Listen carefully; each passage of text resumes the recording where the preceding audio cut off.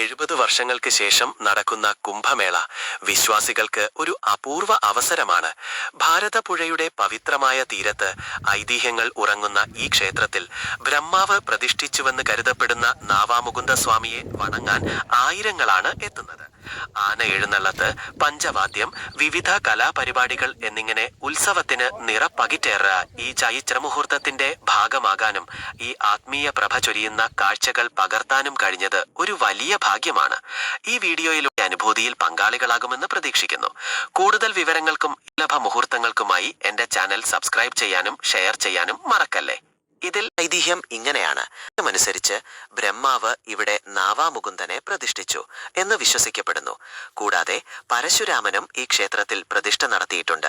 നിളാതീരത്തെ ഈ മഹാക്ഷേത്രം നൂറ്റാണ്ടുകളായി ഭക്തരുടെ പ്രധാന തീർത്ഥാടന കേന്ദ്രമാണ്. കുംഭമേളയോടനുബന്ധിച്ച് താൽക്കാലിക പാലങ്ങളും ഒരുക്കിയിട്ടുണ്ട്. നിരവധി ഭക്തർ പുണ്യസ്നാനം നടത്തി മനസ്സിനെ ശുദ്ധീകരിക്കുന്നു. ഈ കാഴ്ചകളും വീഡിയോയിൽ ഉൾപ്പെടുത്തുന്ന ഈ കുംഭമേളയുടെ ജീവനാഡിയാണ്. താൽക്കാലികമായി ഒരുക്കിയ പാലങ്ങളിലൂടെ ഒഴുകിയെത്തുന്ന ഭക്തസഹസ്രങ്ങൾ പുണ്യനദിയിൽ സ്നാനം ചെയ്ത് പാപങ്ങളിൽ മുക്തി നേടുന്നു. നദിക്കരയിലെ കാഴ്ചകൾ മനോഹരമാണ്. എങ്ങും ഭക്തിയുടെയും പ്രാർത്ഥനയുടെയും അന്തരീക്ഷം. ഈ കാഴ്ചകൾ പകർത്തുമ്പോൾ ഈ പവിത്രവും ഐതിഹ്യങ്ങളും നമ്മുടെ മനസ്സിൽ നിറയുന്നു. ബ്രഹ്മാവ് പ്രതിഷ്ഠിച്ച നാവാമുകുന്ദ സ്വാമിയുടെ അനുഗ്രഹം തേടി അനേകം ഭക്തർ ഇവിടെ എത്തുന്നു. ഈ മഹാമഹോത്സവം ഈ നാടിന്റെ സംസ്കാരത്തെയും പാരമ്പര്യത്തെയും വീണ്ടും ഉയർത്തിപ്പിടിക്കുന്നു. ഇപ്പോൾ ആവശ്യത്തിന്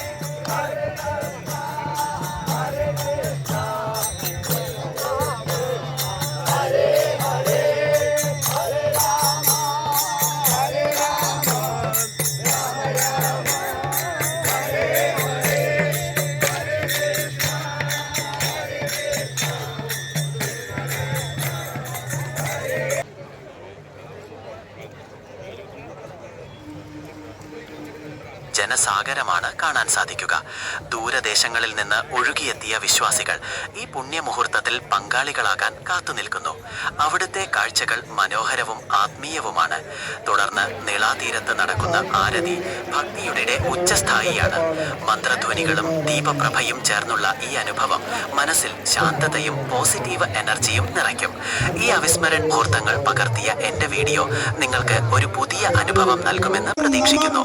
കൂടുതൽ മൂല്യമായ നിമിഷങ്ങൾക്കുമായി എന്റെ ചാനൽ സബ്സ്ക്രൈബ് ചെയ്യാനും ഷെയർ ചെയ്യാനും മറക്കല്ലേ.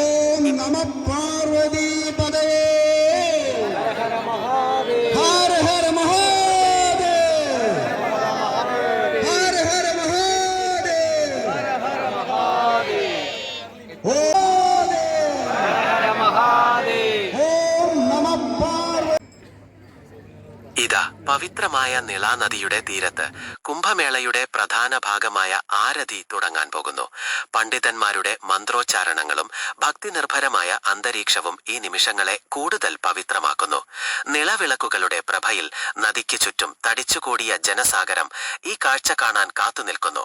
വർഷങ്ങൾക്ക് ശേഷമെത്തിയ ഈ മഹാമഹോത്സവം ഓരോ ഭക്തന്റെയും മനസ്സിൽ മായാത്ത ഓർമ്മകൾ സമ്മാനിക്കും.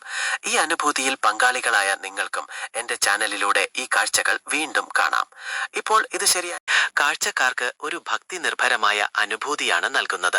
പണ്ഡിതന്മാരുടെ മന്ത്രങ്ങളും ദീപങ്ങളുടെ പ്രഭയും അന്തരീക്ഷത്തെ കൂടുതൽ പവിത്രമാക്കുന്നു. ഈ സമയം മനസ്സിലെ നിറയുന്ന ശാന്തതയും പോസിറ്റീവ് എനർജിയും വാക്കുകൾക്ക് അതീതമാണ്. വർഷവിന് ഏറ്റവും പ്രസിദ്ധമായ ക്ഷേത്രങ്ങളിൽ ഒന്നാണ് തിരുനാവായയിലെ ബ്രഹ്മക്ഷേത്രം. ഐതിഹ്യമനുസരിച്ച് ലോക സൃഷ്ടാവായ ബ്രഹ്മാവ് ഇവിടെ പ്രതിഷ്ഠ നടത്തിയെന്നാണ് വിശ്വാസം. നിളാനദിയുടെ സാന്നിധ്യം ഈ ക്ഷേത്രത്തിന് കൂടുതൽ പവിത്ര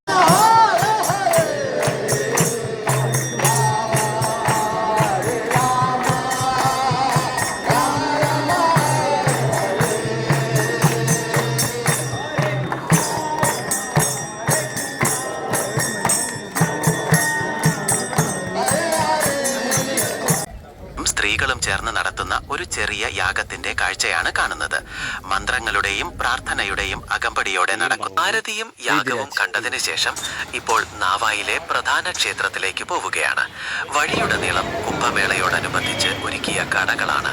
പൂമാല, മാലകളും പ്രസാദങ്ങളും മറ്റ് പൂജാ സാധനങ്ങളും വിൽക്കുന്ന ഈ കടക്കുന്ന ചരിത്ര പ്രസിദ്ധമായ ഈ മണ്ണിൽ ഇപ്പോൾ കൊടിയേറ്റത്തിന്റെ നിമിഷങ്ങളാണ്. വലിയ മാങ്ക കടവിലേക്ക് എത്തുന്നു.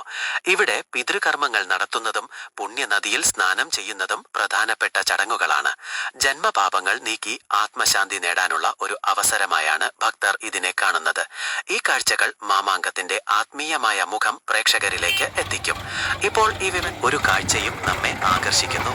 സാധാരണയായി കാണാത്ത ഒരു ട്രാക്ടർ വരുന്നത് ഈ പ്രദേശത്തിന്റെ തനിമയെ ഒന്നുകൂടി മനോഹരമാക്കുന്നു.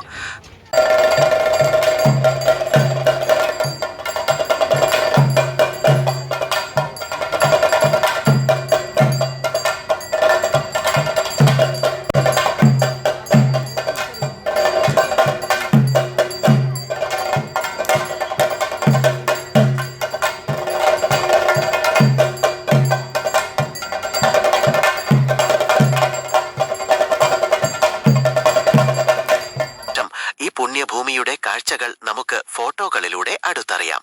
വേദപണ്ഡിതന്മാരുടെ ചിത്രങ്ങൾ ഈ സ്ഥലത്തിന്റെ പാരമ്പര്യത്തെയും ആത്മീയതയെയും ഓർമ്മിപ്പിക്കുന്നു. ഒപ്പം ക്ഷേത്രത്തിന്റെയും അനുബന്ധ സ്ഥലങ്ങളുടെയും ഫോട്ടോകൾ